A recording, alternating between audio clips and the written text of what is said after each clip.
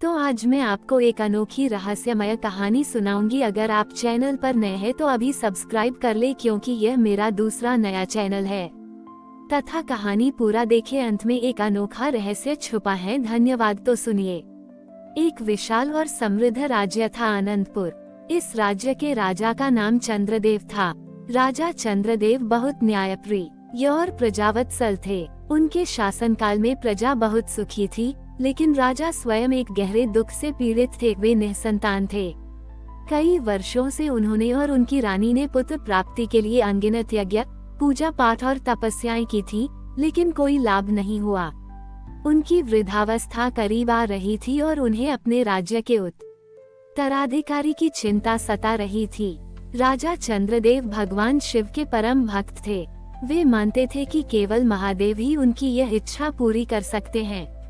वे हर श्रावण में, विशेषकर सोमवारी को, नगर के प्राचीन शिव मंदिर जाते और पूरी श्रद्धा से पूजा करते थे। श्रावण की तीसरी सोमवारी थी। इस दिन राजा चंद्रदेव और रानी ने एक विशेष पुत्र कामना व्रत रखने का संकल्प लिया। उन्होंने मंदिर में जाकर शिवलिंग पर अपनी सारी आशाएं और प्रार्थनाएं अर्पित की।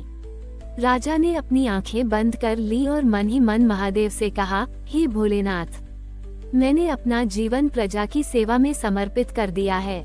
मेरा कोई स्वार्थ नहीं, बस एक वंश की कामना है, ताकि मेरे बाद ये राज्य धर्म और न्याय के मार्ग पर चलता रहे। यदि आप मेरी यह इच्छा पूरी नहीं कर सकते तो मेरा जीवन व्यर्थ है। राजा और रानी ने पूरे दिन अन्न जल का त्याग किया। शाम ढलने लगी थी और मंदिर में भीड़ कम होने लगी थी। राजा और रानी अब भी शिवलिंग के सामने बैठे थे। उनके हृदय में गहरी निराशा और एक अंतिम आशा थी। तभी मंदिर के बाहर से एक रोने की आवाज आई।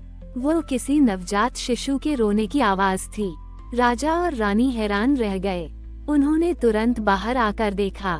मंदिर के मुख्य द्वार के ठीक बाहर, जहां वे अक्सर अपनी प्रजा को दर्शन देते थे, एक सुंदर नवजात शिशु एक फटे हुए कपड़े में लिपटा हुआ पड़ा था। शिशु की आंखें अभी भी बंद थीं और वह रो रहा था। उसके पास कोई नहीं था। राजा और रानी एक दूसरे को देखने लगे। उनकी आंखों में अविश्वास और फिर एक अद्भुत चमक थी। यह एक कन्या शिशु थी।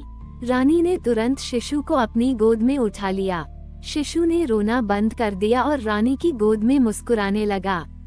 उसे ऐसा लगा जैसे स्वयं महादेव ने उनकी प्रार्थना सुन ली हो और उन्हें ये कन्या रूपी वरदान दा। छोटी या हो। राजा चंद्रदेव तुरंत समझ गए कि यह कोई साधारण घटना नहीं थी। श्रावण की तीसरी सोमवारी, उनकी पुत्र कामना के दिन, उन्हें एक कन्या शिशु का मिलना स्वयं महादेव का एक संकेत था। उन्हें एहसास हुआ कि ईश्वर की योजनाएं हमेशा हमारी कल्पना से परे होती हैं। उन्होंने सोचा, मैंने पुत्र मांगा और महादेव ने मुझे कन्या रूप में एक वरदान दिया है, जो शायद पुत्र से भी बढ़कर हो। उनके मन से उत्तराधिकार की चिंता दूर हो गई और उनके हृदय में असीम आनंद छा गया।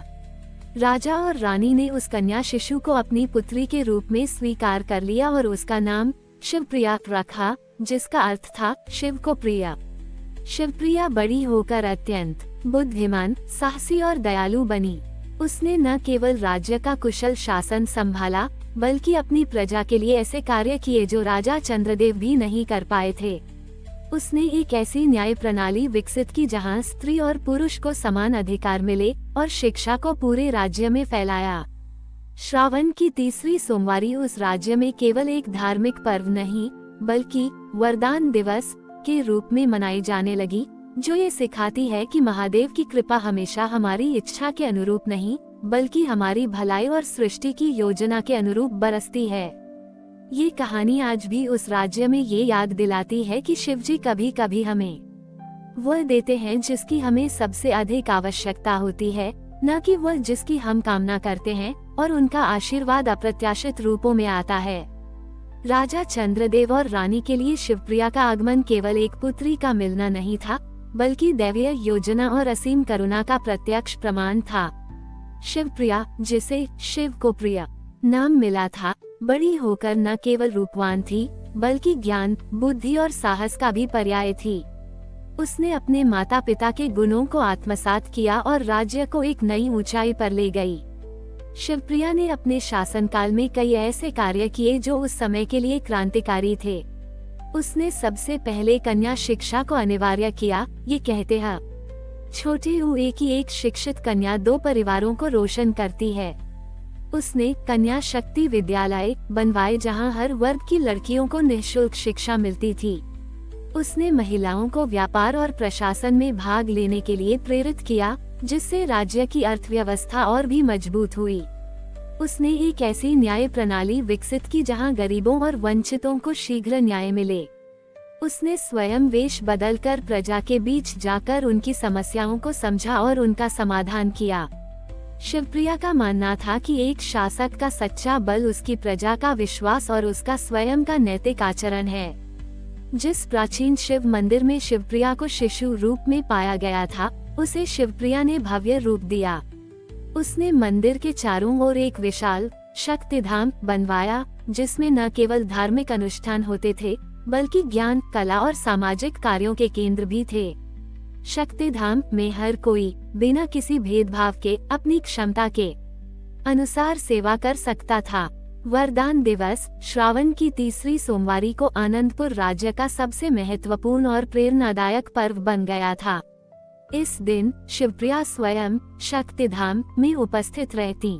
वे अपनी कहानी सुनाती कि कैसे महादेव ने उनकी पुत्र कामना को कन्या वरदान में बदल दिया और कैसे यह वरदान उनके राज्य के लिए अधिक कल्याणकारी सिद्ध हुआ।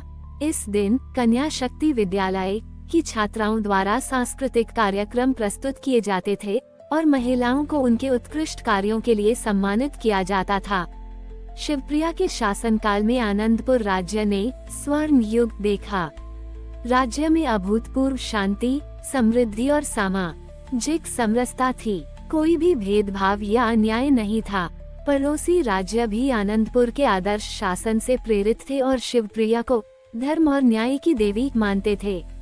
शिवप्रिया ने अपने जीवन के अंतिम वर्षों में अपने पुत्रों और पुत्रियों को यही शिक्षा दी कि सच्ची शक्ति केवल शस्त्रों में नहीं, बल्कि ज्ञान, करुणा और न्यायपूर्ण शासन में निहित है। उन्होंने उन्हें ये भी समझाया कि ईश्वर का आशीर्वाद हमेशा हमारी इच्छाओं से परे होता है और हमें उसे विनम्रता से स्वीकार करना चाहिए। जब रानी शिवप्रिया ने वृद्धावस्था में अपनी देह त्यागी, तो पूरे आनंदपुर राज्य ने उन्हें अपनी मां के रूप में विदा किया।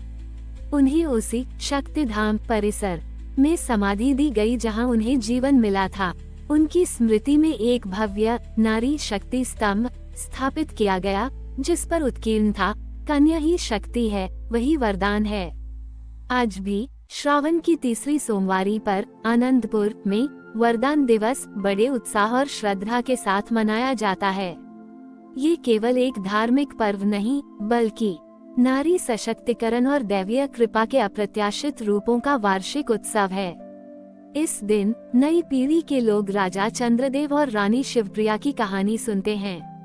वे सीखते हैं कि ईश्वर की योजनाएं मनुष्य की इच्छाओं से कहीं अधिक महान होती हैं और सच्चा वरदान कभी कभी उस रूप में आता है जिसकी हम कल्पना भी नहीं करते, जो अंततः अधिक कल्याणकारी सिद्ध होता है। आनंदपुर राज्य आज भी धर्म, न्याय और समानता के एक आदर्श उदाहरण के रूप में जाना जाता है, जहां हर कन्या को शिव का प्रत्यक्ष वरदान माना जाता है। हमारी और भी आध्यात्मिक एवं अनोखी कहानियां देखने के लिए हमारे चैनल पर जाएं तथा धार्मिक एवं पौराणिक अनोखी कहानियां हमारे चैनल पर है। कृपया जाके देखें तथा हमारे चैनल को सब्सक्राइब करके रखें और वीडियो लाइक जरूर करें। धन्यवाद।